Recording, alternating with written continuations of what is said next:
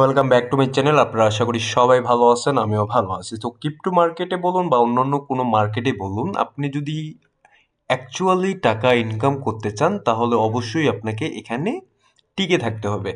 আপনি যদি টিকে না থাকতে পারেন তাহলে কিন্তু মার্কেট থেকে আপনি টাকা কখনো বের করতে পারবেন না, আপনি লস করবেন এই মার্কেটে।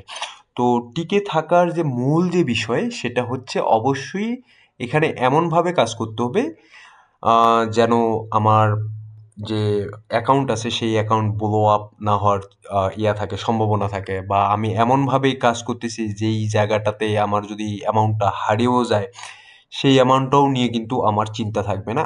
যদি সিম্পলি এমন চিন্তা ভাবনা করে কেউ মার্কেটে আসে কাজ করে, আমি ডেফিনেটলি বলবো যে সে ভালো কিছু করবে এই মার্কেট থেকে, আদারওয়াইজ পসিবল না। সে যদি লক্ষ লক্ষ কোটি কোটি টাকাও এই মার্কেটে নিয়ে আসে, সে একটা সময়ে এই মার্কেটে পুরো টাকা দিয়ে বের হয়ে যাবে। তো এখন কথা হচ্ছে যে আপনি ট্রেডিং জগতে বলুন বা ইনভেস্টমেন্ট জগতেই বলুন, আপনি যদি টিকে থাকতে চান তাহলে আপনার প্রথম যে বিষয় সেই বিষয়টা হচ্ছে আপনার মেন্টালিটি এবং আপনার সাইকোলজি আপনাকে ঠিক করতে হবে, আদারওয়াইজ পসিবল না। তো আজকে যে বিষয়টা নিয়ে আলোচনা করব সেই বিষয়টা হচ্ছে যে কিভাবে কম পুঁজি নিয়ে এই মার্কেটে টিকে থাকা যায় এবং এই মার্কেটে কাজ করা যায়, সেই বিষয়টা আমি আজকে আলোচনা করব। যারা একান্ত ট্রেডিং করতে চান না, শুধুমাত্র স্পটে ইনভেস্টমেন্ট করতে চান, শুধুমাত্র চিন্তা ভাবনা করতেছেন যে আমি ইনভেস্টমেন্ট করব এবং এই ইনভেস্টমেন্ট করে কিভাবে টিকে থাকা যায় সেই বিষয়টা কিন্তু আজকে এখানে আলোচনা করব। তো প্রথমত আমি বলে রাখি আপনাদেরকে, আমার টেলিগ্রাম চ্যানেলে আপনারা জয়েন হবেন। কেন জয়েন হবে সে বিষয়টাও আমি বলতেছি। টেলিগ্রাম চ্যানেলে জয়েন হলে যে বিষয়টা আপনারা দেখতে পাবেন, সেখানে কিন্তু আমি প্রতিনিয়ত কিছু মার্কেটের আপডেট দিয়ে থাকি, সেটা আমার ব্লগে। এবং সেই বিষয়গুলো আপনারা যদি জানেন, সেই বিষয়গুলো আপনারা যদি পড়েন, অনেকাংশেই আপনাদের সিদ্ধান্ত নিতে আহ, খুব তাড়াতাড়ি আপনারা সিদ্ধান্ত নিতে পারবেন যে আপনাদের কি করণীয়, এবং ক্রিপ্টো মার্কেট সম্পর্কে কিন্তু পুরোপুরি বিস্তারিত একটা জানতে পারবেন আপনারা যদি আমার টেলিগ্রাম চ্যানেলে যুক্ত হন। প্রতিদিন একটা দুটো পোস্ট আসবেই, এবং সেই পোস্টগুলো যদি আপনারা পড়েন তাহলে আমার মনে হয় যে অনেকটা এখানে আপনারা বুঝবেন এবং অনেক অংশে কিন্তু আপনারা বেঁচে যাবেন ক্রিপ্টোকারেন্সি মার্কেটের লজের হাত থেকে। ঠিক আছে, তো চলে আসি। প্রথমত আমি চলে যাই বিটকয়েনের দিকে। এখন বিটকয়েনের দিকে কেন নিয়ে আসলাম সেটা আমি বলি। আপনার কাছে ক্যাপিটাল কম, ধরলাম যে $1,000 বা $2,000, আপনি চিন্তা করতেছেন ট্রেডিং আপনি করবেন না, আপনি স্পটে ইনভেস্টমেন্টের মাধ্যমে এখানে ইনকামটা করবেন। তো আপনার ক্রাইটেরিয়াটা বা আপনার যেই সিস্টেমটা কি হওয়া উচিত সেটা আপনাকে এখানে বলতেছি। ঠিক আছে, এখন মার্কেটের মুভমেন্টটা যদি আপনারা দেখেন, এখান থেকে যদি আমরা দেখি, এটা 2021 সাল, এখান থেকে কিন্তু মার্কেট কন্টিনিউয়াসলি ডাউনফলের দিকে আসে। ঠিক আছে, তো এখন এখানে যদি আমরা দেখি মার্কেট কতটুকু ডাউনফল, এখানে আমরা যদি দেখি 76 থেকে 77% ডাউনফল মার্কেট এখানে আসছে। ধরুন আপনি 2021 সাল থেকে মার্কেটে ইনভেস্ট করা শুরু করছেন। তো এখন কথা হচ্ছে যে এই যে 2021 সাল এবং 2023 সাল পর্যন্ত, 2021 2022 সাল থেকে, 2022 সাল থেকে যদি আমরা 2000 ডিসেম্বরের মানে পুরো একটা বছর যদি আমরা দেখি, এই একটা বছর কিন্তু আমরা দেখলাম যে কন্টিনিউয়াসলি মার্কেট ডাউন ট্রেন্ডে ছিল। তো এখন কথা হচ্ছে আপনি যখন স্পটে বা ইনভেস্টমেন্টের কথা চিন্তা ভাবনা করবেন, তখন কিন্তু এই যে ডাউনফলটা আছে এই ডাউনফলের মধ্যে কিন্তু আপনি টাকা তৈরি করতে পারবেন না। আপনাকে যেটা ক্যাশ করতে হবে সেই ক্যাশটা হচ্ছে, ধরুন আপনি চিন্তা করতেছেন যে আমি ইনভেস্ট করব অ্যাজ এ সুইং ট্রেডার হিসাবে, কিভাবে কাজ করবেন সেই বিষয়টা বলতেছি। ধরুন মার্কেটে এখানে আসলো, আমি ওয়ান ডে টাইম ফ্রেমে আসলাম, এবং ওয়ান ডে টাইম ফ্রেমে যদি দেখেন যে মার্কেট এখানে একটু সাপোর্ট নিছে, মার্কেট এখান থেকে মুভমেন্ট করছে। এখানে যদি আমরা দেখি যে উইথআউট কোনো লেভারেজ বা আদার অন্য কিছু যদি বাদ দিই, এখান থেকে কিন্তু মার্কেট অনেকটা পাম্প করছে। ঠিক আছে, সো এই মুভমেন্টগুলো আপনাকে ক্যাপচার করতে হবে, এবং আপনাদের স্টপ লসগুলো থাকবে এই যে জোনগুলো আছে, এই জোনগুলোতে আপনারা স্টপ লস লাগাবেন, অথবা তার যে আগের যে সুইং লটা আছে সেই সুইং লতে আপনাদের স্টপ লসগুলো থাকবে। ঠিক আছে, সো ডেফিনেটলি এখানে আপনাদের কিন্তু একটা বিষয় আরেকটু লক্ষ্য করতে হবে। যখন আপনি সুইং ট্রেডিং এর পজিশনে যাবেন, মানে ইনভেস্টমেন্ট করবেন, সেটা ঠিক আছে, আপনি এই কিন্তু চার্ট অ্যানালাইসিসটা আপনাদেরকে জানতে হবে যে কিভাবে চার্টটা অ্যানালাইসিস করতে হয়।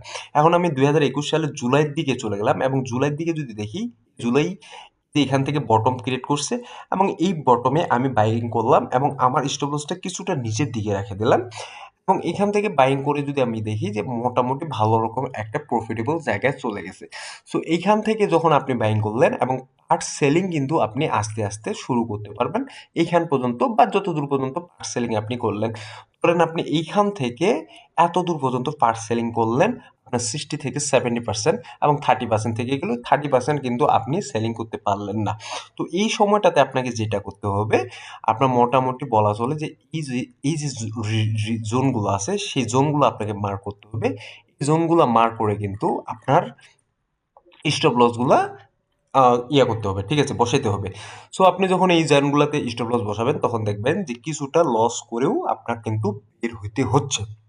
হয়তোবা আপনার মেন্টালি একটু প্রেশার থাকবে যে আমি লস করে বের হচ্ছি বা আমার যেই লাভটা করছি সেখান থেকে 20 বা 30 বা 40% চলে গেল। বাট আপনাকে আমি বলি, যদি এই জোনগুলোতে আপনি বের না হন তাহলে আপনার পোর্টফোলিও কিন্তু 80 থেকে 90% ডাউন হওয়ার সম্ভাবনাটা আছে। মার্কেটে এখন যদি দেখি যে অল টাইম একটা বেয়ারিশ একটা মোমেন্টাম এবং বেয়ারিশ এইখান থেকে 2022 সালে যদি আমরা দেখি, 2022 সালে কেউ যদি এখানে ইনভেস্ট করে থাকে, মানে আপনি অ্যাজ এ সুইং ট্রেডার হিসেবে চিন্তা ভাবনা করবেন।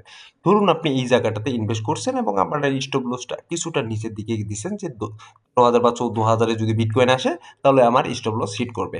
সো এখানে দেখেন আপনি এখান থেকে মার্কেট উপরের দিকে গেছে, আপনি যদি দেখেন 16 থেকে 19,000 বা 20,000 বা 23,000, এখানে কিন্তু আপনি কি করলেন, এখানে কিন্তু আপনি এখানে বাইং করলেন, এখানে আপনি সেল করলেন, ঠিক আছে। সো সিমিলার মার্কেট আরেকটা কারেকশন নিয়ে এখানে আসছে, আপনি 19,000-এ এখানে বাইং করলেন, দেন আপনি এখানে কিন্তু 31,000-এ সেল করলেন। সো এখন আপনি বলতে পারেন যে ভাই চার্ট দেখে খুব সহজ বলা যে এখান থেকে মার্কেট এখানে যাবে বা এখান থেকে মার্কেট এখানে যাবে, সেজন্যই কিন্তু আপনার স্টপ লসটা আছে, ঠিক আছে। আপনি যখন দেখবেন যে এখানে আপনি যখন এন্ট্রি নিবেন, বাইং করবেন, তখন আপনার স্টপ লস অবশ্যই এই যে জোনটা আছে এই জোনটাতে হইতে হবে। সিমিলার যখন আপনি এখানে এন্ট্রি নিলেন, এন্ট্রি নিয়ে এখান থেকে প্রফিট বের করলেন, দেন আপনি যখন চিন্তা করবেন আবার এন্ট্রি নেওয়ার, তখন কিন্তু আপনার স্টপ লসটা উপরের দিকে তুলে দিতে হবে। এর আগের যে সুইং লটা আছে সেই সুইং লটাতেই কিন্তু আপনার স্টপ লসটা দিতে হবে, ঠিক আছে। সো সিমিলার আপনি যদি এখানে দেখেন যে এখানে মার্কেট আসছে, এখান থেকে কিছুটা মুভমেন্ট আপনি ক্যাপচার করলেন, দেন আবার কিন্তু এখানে আসলো, দেন এখান থেকে রিপিটলি ব্যাক করে কিন্তু মার্কেট উপরের দিকে চলে গেছে, ঠিক আছে। সো এখানেও কিন্তু কিছুটা কনসোলিডিং করছিল, দেন এখন যদি আমরা দেখি এখানে আবার কিন্তু সেইভাবে কাজ করছে। তো আপনার যদি অল্প পুঁজি হয়ে থাকে 1,000 বা 2,000 ডলারের মতো, আপনি কিন্তু সেইভাবে সুইং লো সুইং হাইগুলা ধরে 1 সপ্তাহ 2 সপ্তাহ পর পর বা 3 সপ্তাহ 4 সপ্তাহ পর পর কিন্তু এখান থেকে প্রফিটগুলা বের করতে পারেন। এইভাবে কাজ করতে হবে। তো এখন আপনি বলতে পারেন যে ভাই বিটকয়েনে তো এটা দেখালেন, আদার যে অন্য কয়েনগুলো আছে সেই কয়েনগুলোর তো অবস্থা খুবই শোচনীয় বা খুবই খারাপ। হ্যাঁ, ঠিক আছে, এটা আমি মানলাম যে আদার যে কয়েনগুলো আছে সেগুলোর অবস্থা কিন্তু সেইভাবে ভালো না। তো আপনার কথা হচ্ছে এই মার্কেটে আপনি কিসের জন্য আসেন? প্রফিটেবল, ঠিক আছে, প্রফিটের জন্য। তো আপনি যখন প্রফিটের কথা চিন্তা ভাবনা করবেন তখন কিন্তু আপনাকে বেস্ট যে কয়েনগুলো আছে, বেস্ট যে জায়গাগুলো আছে সেই জায়গাগুলোকেই কিন্তু আপনাকে চুজ করতে হবে। আদারওয়াইজ অন্য কোনো জায়গা আপনি এখানে চুজ করার তো কোনো প্রশ্নই আসে না, ঠিক আছে।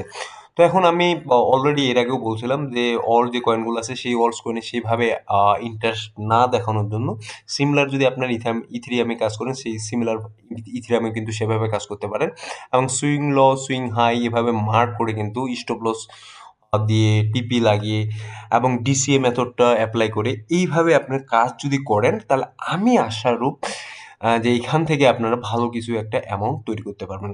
ঠিক ততটা না যতটা আপনার এক্সপেকটেশন থাকবে, কারণ আপনি যখন 1,000 2,000 ডলার নিয়ে আসবেন তখন কিন্তু আপনার এক্সপেকটেশন খুবই কম রাখা উচিত।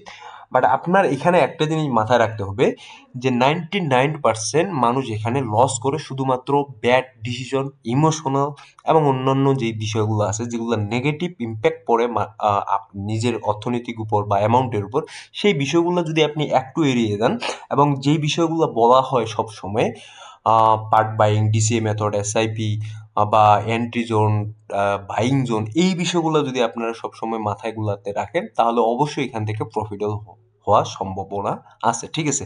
সো ধন্যবাদ সবাইকে, ভালো থাকবেন, সুস্থ থাকবেন, দেখা হবে নতুন কোনো ভিডিও নিয়ে আগামী পর্বে।